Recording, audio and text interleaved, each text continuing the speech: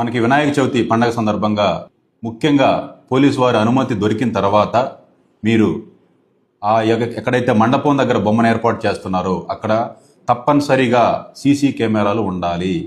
తప్పనిసరిగా సీసీ కెమెరాలు ఏర్పాటు చేసుకోవాలి. రెండో పాయింట్, రాత్రులు ఆ బొమ్మ దగ్గర ఆ మండపం దగ్గర కనీసం ఇద్దరు అక్కడ ఉండాలి. ఎందుకనంటే రాత్రి 10-10:30 తర్వాత భజన కార్యక్రమాలు, పూజా కార్యక్రమాలు అయిన తర్వాత బొమ్మని, దేవుణ్ణి, మండపాన్ని అలా వదిలేసేసి అందరూ ఇళ్ళకెళ్ళిపోతున్నారు.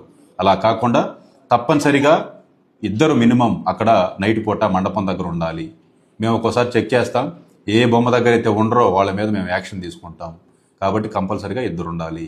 అలాగే నిమజ్జనం రోజు కంపల్సరిగా మీరు ప్రశాంతంగా శాంతియుతమైనటువంటి నిమజ్జనాన్ని చేసుకోవాలి. ఎదుటి వాళ్ళని రెచ్చగొట్టే విధంగా, ఎదుటి మతస్థులను రెచ్చగొట్టే విధంగా, ఎదుటి కులస్తులను రెచ్చగొట్టే విధంగా మీ చర్యలు ఉండకూడదు. శాంతియుతంగా మీరు ర్యాలీ చేసుకోవాలి. ఆ రోజు నిమజ్జనానికి చేసుకోవాలి. అలాగే నిమజ్జనం వెళ్ళేటప్పుడు చిన్నపిల్లల్ని తీసుకెళ్ళవద్దు. మహిళల్ని కొంత దూరం వెళ్ళండి. నిమజ్జనం జరిగే చోటుకు మాత్రం మహిళల్ని, చిన్నపిల్లల్ని తీసుకెళ్ళొద్దు. ఎందుకంటే మనకి కాలువ అనేది కొంచెం ఉధృతంగా ప్రవహిస్తుంది కాబట్టి ఆ వాటర్లో ఏదైనా జరిగే ప్రమాదం ఉంది కాబట్టి చిన్నపిల్లల్ని, మహిళల్ని తీసుకోవద్దని చెప్పి నేను ఈ సందర్భంగా తెలియజేస్తున్నాను. అలాగే పెద్ద పెద్ద మైకులు కూడా మండపాల దగ్గర మైక్ సెట్లు ఏర్పాటు చేస్తారు. పబ్లిక్కి అంతరాయం కలిగే విధంగా ఆ శబ్దంతో కూడిన మైకులు కూడా పెట్టొద్దని చెప్పి నేను ఈ సందర్భంగా తెలియజేస్తున్నాను.